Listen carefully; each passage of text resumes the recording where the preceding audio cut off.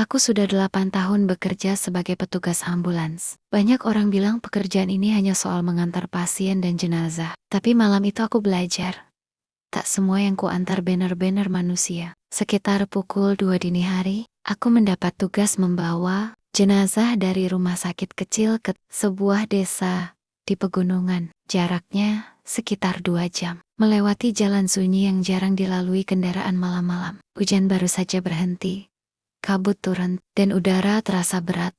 Ketika aku menyalakan mesin ambulans, di dalam mobil hanya ada aku dan satu jenazah, terbungkus rapi dalam kain putih. Biasanya aku menyalakan radio agar tidak terlalu sepi, tapi malam itu hanya terdengar suara statis. Aku biarkan diam, fokus ke jalan. Sekitar 40 menit kemudian, aku melihat sesuatu di spion, samar seperti bayangan seseorang duduk di belakang, padahal aku tahu, hanya ada tubuh tak bernyawa di sana. Saat kulirik lagi, posisi jenazah itu berubah dari terlentang menjadi miring, seperti baru saja bergerak. Aku berhenti di pinggir jalan, dan memastikan semuanya masih tertutup rapat. Begitu aku menyentuh kain putih itu, udara di dalam ambulans tiba-tiba membeku. Radio yang tadinya mati, mendadak hidup, tapi bukan suara lagu, hanya napas berat terputus-putus. Seperti seseorang berusaha berbicara, aku mencabut kabelnya. Namun suara itu tetap terdengar.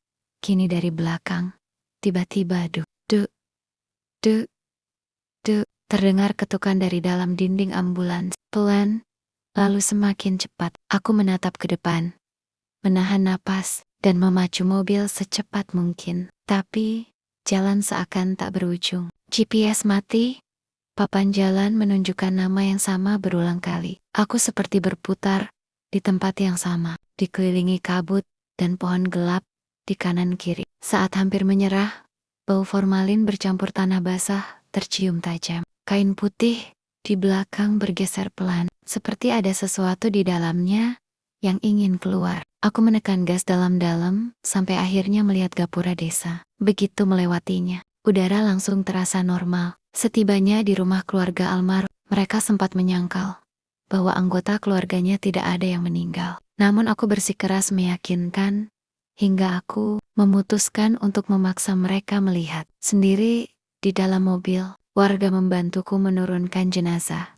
Tapi saat kantung dibuka, isinya kosong. Keluarga almarhum pun tidak merasa anggota keluarganya tidak ada yang meninggal. Warga sekitar mengira aku sedang ngelantur. Keesokan paginya aku kembali ke rumah sakit.